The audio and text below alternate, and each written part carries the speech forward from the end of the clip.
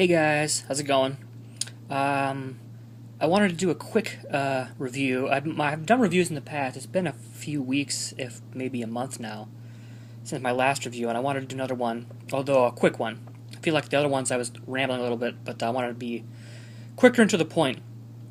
So let's see if I can do that with this one. So anyway, this is a review of Whisper of the Heart from the fabulous Studio Ghibli from Japan. Disney presents Studio Ghibli, I guess. I think Studio Ghibli owns, Disney owns or the distribution rights in the States or something, or at least the catalog titles. I'm not sure. Anyway, let's get to the damn review. Whisper of the Heart is about a middle school, I would call it, or a junior high school girl who is just finishing up her last semester or last quarter or whatever they'd call it in junior high. And, I think she's 12 or 13, something like that. I think she's 13. That age group. And, in Japan, if those who don't know, it's you have to actually apply for high school, to like good high schools, and depending on what schools you go to and what classes you take and what direction you take, it's your whole life journey is determined for you by, the school you get into and all that. So it's hardcore in Japan. And she is, I believe, she was the youngest child of two children, and she lives in a Japanese in a house in Japan or wherever it was. Well, obviously in Japan, but a town in Japan, with her oldest sister and her parents. Her oldest sister, I believe, had just finished college and was working a couple jobs, or maybe one job, while she was saving money to get her own place, and her parents both worked, or her dad worked, and her mom was actually working to get her master's degree.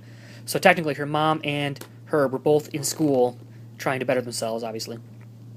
But really it's kind of like a coming-of-age story, and it's really, of all the Miyazaki films, or Studio Ghibli films, it's one of the most straightforward, love story, coming-of-age stories that they've done.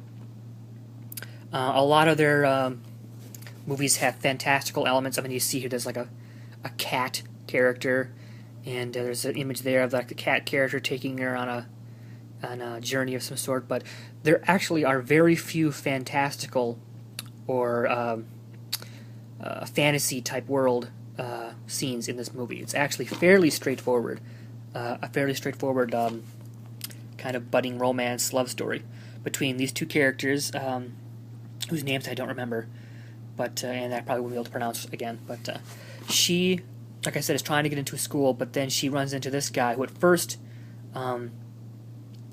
doesn't like him. Like, she thinks he's annoying and he's bugging her a lot, and he kept checking out all these books, and she didn't know why he was, and she kept finding his name in all these checked out books, and it becomes to be like a mystery for her. And then she sees this cat get off a train one day, and she follows it to this antique store, and that's where she ends up seeing this cat character statue, and the owner of the antique store tells her the story about this cat character. And it's actually really an interesting story. It's not very complicated. It's, like I said, fairly straightforward for like a Studio Ghibli film, but I really enjoyed it. I'd never seen it before.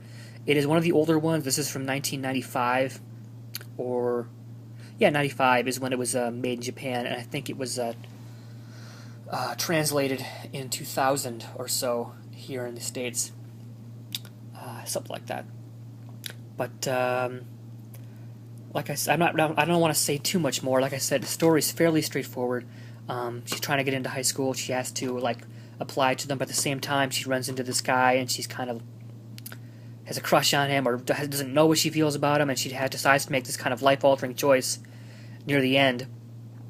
And it's one of those things that you don't know what's going to happen or how it's going to turn out for her. And so does he, actually.